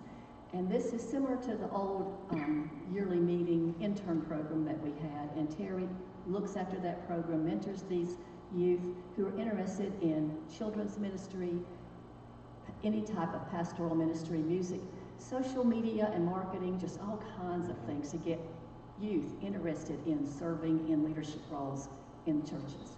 And this shows one of our young friends who is interested in children's ministry, working with the kids. Cane Creek received a $2,300 grant from the Outreach Commission to update their sound system. meetings can apply for a grant for up to $5,000 over a 3-year period. New Harmony Grove. I want you to look at the middle paragraph first so I can explain the $5,000 going to the revitalization committee. Harmony Grove was getting ready to be laid down, basically. They had very few members. And the revitalization committee met with them about how to move forward. What can we do? And so they came up with, let's make sure we have somebody preaching or leading worship on Sunday morning. And so money was given to, we changed the name to New Harmony Grove instead of just Harmony Grove to let people know it's a new meeting. The revitalization committee did this in 22, and so in 23, the Outreach Commission paid them back, so to speak. So that's where that money came from.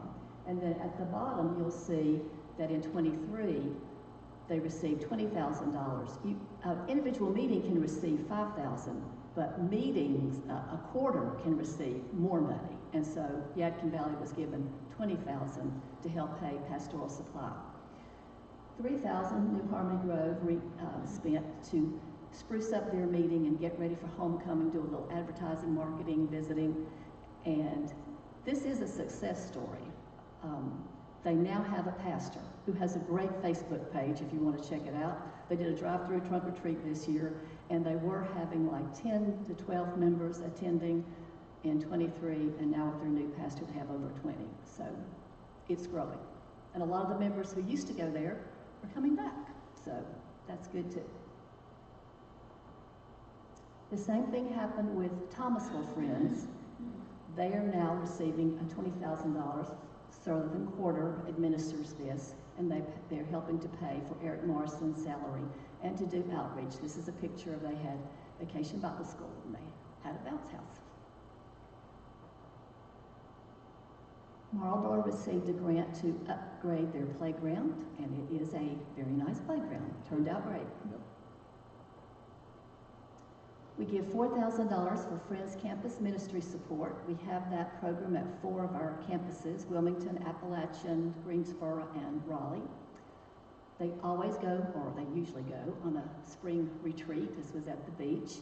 And Friends Campus Ministry began probably with some of our kids who worked as counselors here at Quaker Lake, kind of keeping the Quaker principles during their college years. But we accept any college kid. You don't have to be a Quaker. You can be any denomination, and we've even had some who were seekers.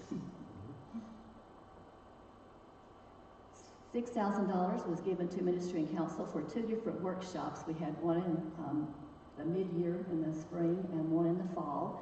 Stephen Ackley did a fantastic job talking about how to reinvigorate and discover the most effective ways of promoting healthy church growth. Very well received.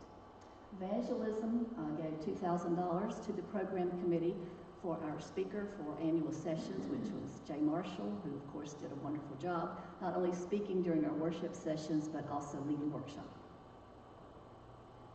Our missions committee, Mexico, receives $10,911. 6,000 of that goes for pastoral support to Hilda Martinez. Now, Hilda has a full-time job. She uses her $6,000 to buy refreshments for the children, vacation Bible school supplies, other church and Sunday school activities. So she is a powerful force in the Matamoros meeting. That's Hilda in the lower right corner too, as well as she and her husband Fernando are shown in the front of the meeting house there. Ayel Ayala is a Bible student at a Bible college, so she's receiving money for her studies there. You'll notice she has on a Barclay College t-shirt. She also was able to go to the Kaleo Academy at Barclay College. And there she is, when she's not studying or going to school, she's working with the youth. There she is in the blue t-shirt with the youth in that lower right. And then $1,000 was given to building repairs. Those people who visit Matamoros tell me every time they go, they're doing something different. They're making some kind of improvement to the meeting house. Samuel Vasquez is the clerk of Mexico yearly meeting. There are actually 2 yearly meetings in Mexico because of the geographic distance in travel times. So Samuel is the clerk of Northern Yearly Meeting, and he is the pastor of Agahita Friends Church, but he visits other Friends churches in Northern Yearly Meeting, sort of an encouragement. Beth Saunders went to Matamoros. She didn't make any pictures, but we're pretty sure she went. She had receipts. I know how it is. You go somewhere and you're so busy doing and seeing that you don't think about taking a picture. So, and then the meeting house also used $1,000 for community outreach, which includes Vacation Bible School, but other things. You think about poor people not having anything, and yet these poor people find a way to help people that are even poorer than them. And these are all FUM missions coming up. Spent $21,800 for them. We gave $1,000 to Nikki Holland as she completed her directorship in 23, making sure everything was going to run smoothly when she left, and it has. $1,000 goes to the Belize School and the meeting. This picture of Wilmington College, those kids all usually come down during spring break. Sometimes they do service projects like painting the building. Some years they do Vacation Bible School. But that's one of their, they've been doing this for several years now. And $1,800 goes for pastor support, and we have to include Miriam. It's not just Oscar. Miriam is you've heard about, there's a successful man, there's a woman behind him. In this case, that is very, very true. Miriam is fantastic. She started a Sunday school, and it happened that one of the students in the school invited her cousin to come, who invited his neighbor to come, who invited a friend to come. And so in 23, they had 20 people coming to Sunday school, and now they have 52. So it's quite successful. We give $2,500 to Friends Theological College, which you can't say enough about because they graduate 200 pastors a year who go all over East Africa, the Congo, Sudan, Somalia, Burundi, and the Tanzania. They now have 79 monthly meetings in Tanzania. And that's a picture of Robert Wafulu on the right, the principal, and he is speaking to 3 students from Tanzania. And I was very surprised last year at Triennial. Every time I would meet somebody from Tanzania, they had an interpreter with them. They don't speak English in Tanzania. They don't teach it in the school. And I was just surprised by that, because in Kenya, you know, it's an official language, but not in Tanzania. So they're learning a foreign language as well as learning how to be a pastor. I don't know if you remember, last year I showed you a picture of the maternity ward at Friends Lagulu Hospital. Hey, the men got a ward too this year. They got new improvements there. And in Turkana, this last year was their 50th anniversary. So they had a grand jubilee. And some of the people who came to the FUM Triennial were able to go to Turkana after the Triennial to join in the celebration, and it was quite a celebration. We give $2,000 to Samburu. Of course, they have the dispensary there, and we help with girls' child education, which is very important, that the girls remain in school and not stay at home to work. And that's been a very successful program. The girls have graduated, become teachers and other government-type jobs. So we're very proud of the girl-child education in Samburu. And then $2,500 to Kenya. This went to the African Ministries Office to use as needed, and I know some of the funds were used to get ready for the Triennial. And this is a very sweet picture to me, showing that our Muslims and Christians celebrate each other's holidays. So they have made paper lanterns for Ramadan, and then they have their Easter eggs. one of our USFW books is about Annis Carter, who was the principal of the Ramallah Friends School and a teacher as well. And I remember in reading her book, she commented on how much the Muslim kids loved decorating for Christmas. It was like they got more excited than the Christian children did. So here they look pretty excited to have Easter eggs too. We need to, I put this is a happy picture because it's not very happy in Ramallah right now. Rania Maya, the director of the Ramallah Friends School, was in the U.S. this summer doing some fundraising, and Kelly Kellum accompanied her. And he told us at the board meeting that he knew why he was accompanying her was to be her pastor, that she needed him to unburden on and to encourage her. So please pray for Ramallah. And Cuba, especially after Hurricane Oscar. If you read the slide, the Living Letters, FUM Living Letters went to Cuba in November of 23. And if you notice the suitcase on the bottom, I highlighted that because they took over-the-counter medications.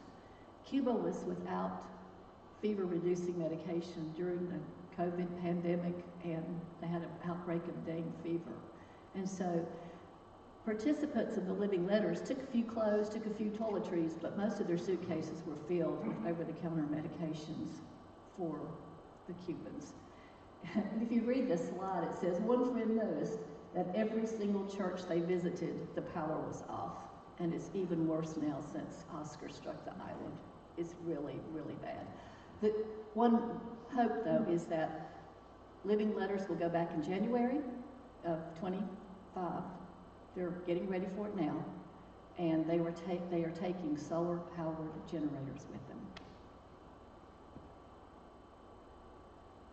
And then we gave $5,000 to FUM for pandemic relief. In 23, we called it pandemic relief. In this year's, next year's, but it will be emergency assistance, whatever that emergency, whatever FUM needs, they need the money for. And I put the first picture in because it wasn't just food, but also medication, antibiotic cream, bandages, you know, the basic first aid stuff that we take for granted. And the rest of the slides from the missions are not associated with Mexico or FUM, but other missions that we contribute to. We help to support Bob and Hope Carter. Bob continues to work for Banda Health, which serves the poorest of the poor, and Hope with the Teen Discipleship Program. This is just pictures of them sharing during worship at Kajabi Friends. And the Friends Center in Moa, we help to support them. Their food pantry is very much needed in that community, and they also have Bridget and Friends, which helps with substance abuse and recovery for women. Kickapoo Friends Center, this shows some volunteers from Great Plains yearly meeting, renewing the playground. Meskwaki Friends, Bernie and Mac McDonald retired, and it took a while to find new directors, but these two are Miles Davenport, was a member of the Meskwaki Friend Center, and Kyle Kima is a former addict, and he's doing a superb job because people who've been through that can identify more easily and help people with the substance abuse problem more easily. $4,000 went to Jamaica. This is a picture of the children having Bible school in the cemetery because it was in the shade. We went in 23. There are 4 of us from North Carolina and 8 Jamaican Young Friends. We divided up into 2 teams, 6 in each team. 2 from North Carolina, 2 in each team, and the rest were Jamaicans.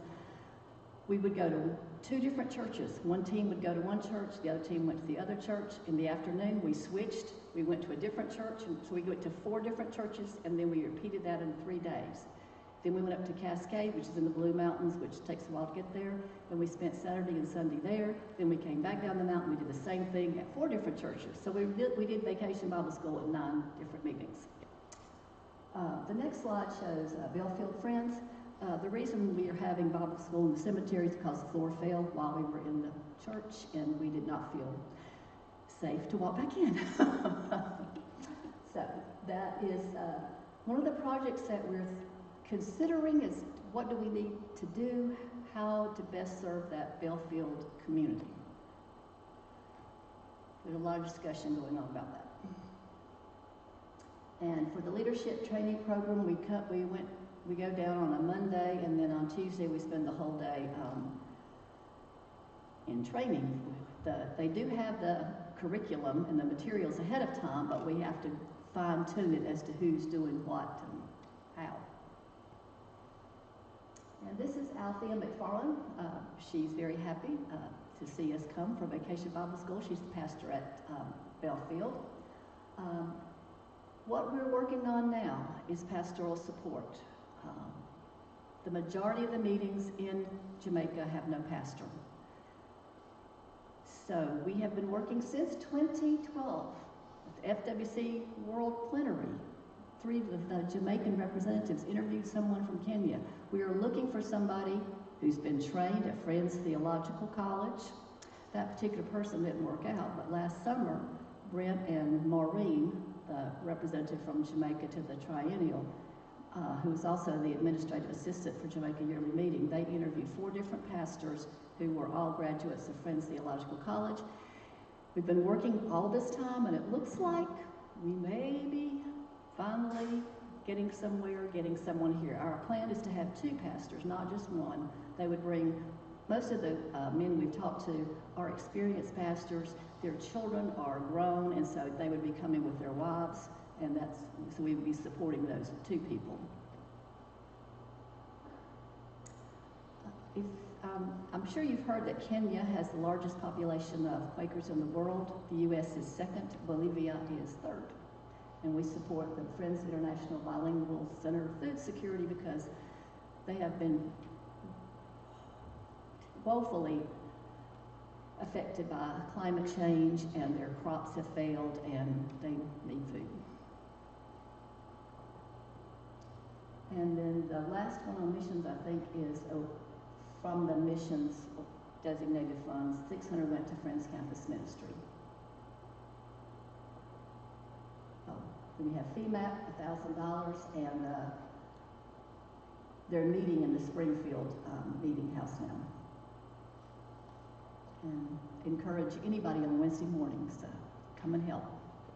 If you've got, one of the members said, if you've got hands and feet, we can use your help.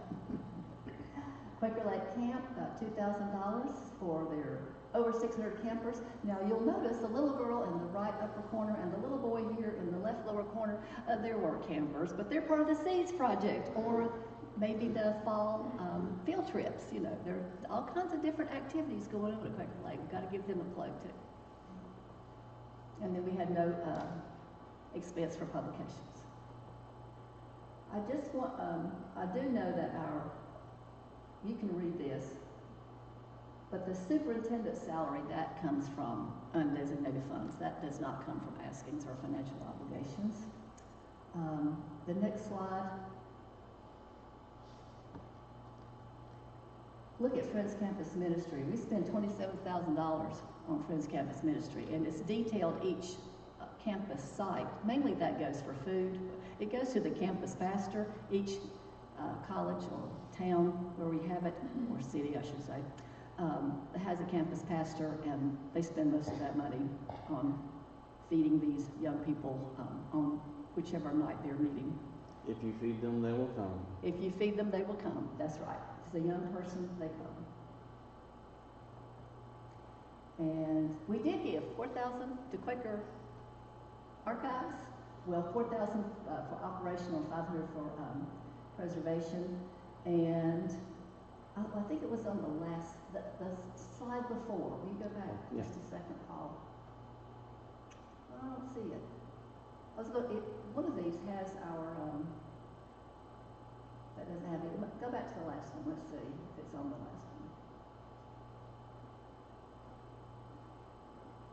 No, I was gonna say, we gave $2,000 for the Havelock, in '23 for, Friends Disaster. I'm going to be talking about maybe increasing that in the future, especially when we get to, Western Carroll. Anybody have a question? Oh, it is. There it is. Isn't it? Hey, Chip. 2,000, yeah, Friends Disaster, yeah, but we need to up that. Okay, thank you. Thank you, Brenda. Mm-hmm. Thank you very much. Are we gonna do the foundation report? Yeah, it's up pretty good. I'm back.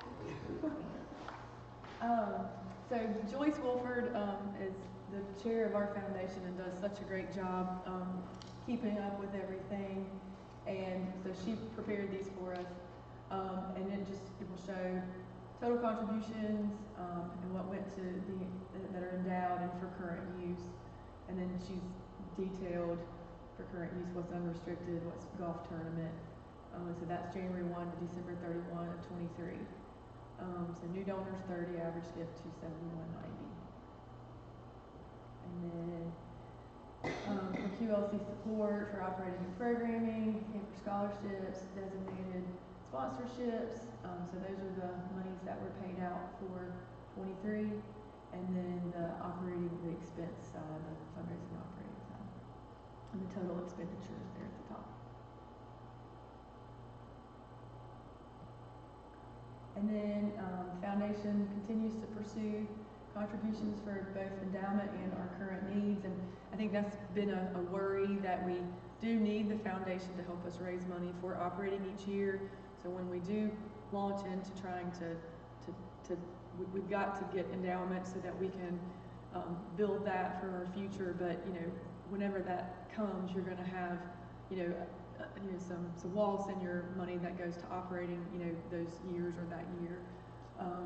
And then managing the contributions to maximize the benefits of camp, and then the golf tournament.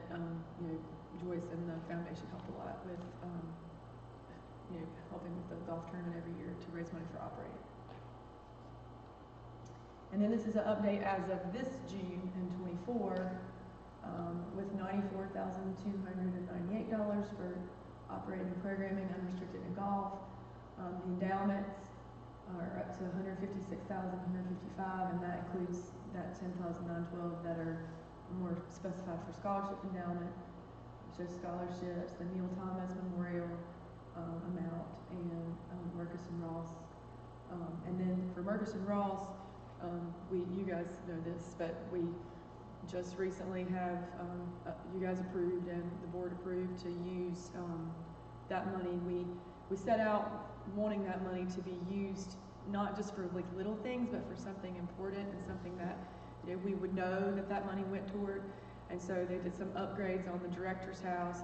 We completely renovated the house in front of the lake, which is not recognizable inside. It is so much, it's just amazing, and it brought it up to speed. And then the thing they're working on now is renovating the care house, that we call it, the brick house, which has been a very interesting uncovered.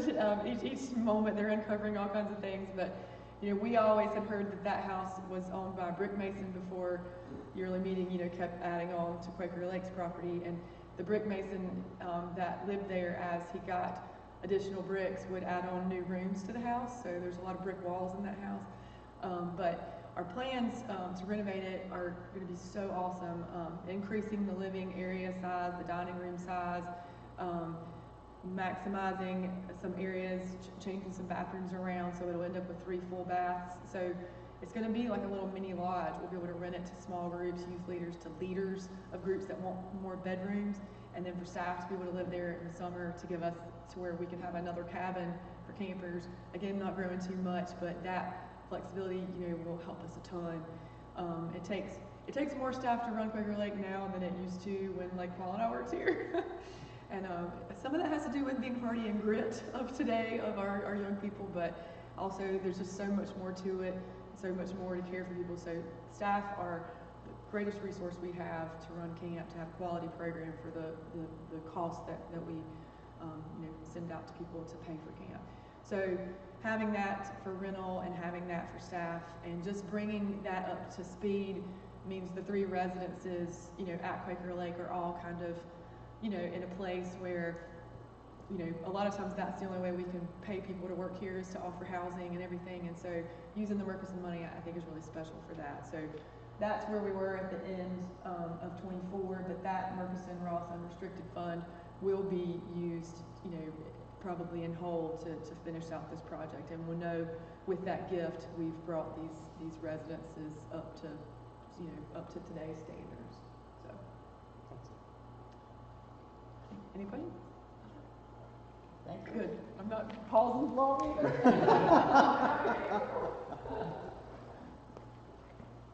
So it's, Don or Judith, do you have anything else you want to add for 2023 or up to now?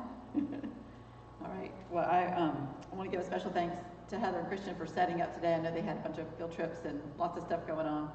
And to Paul for doing the tech services. And another thank you to Carl Simler, Kevin Smitherman, Quinn Jordan, and David Bryles for your service on NCYM Inc., which ends at the end of the year. And our next annual meeting will be at the last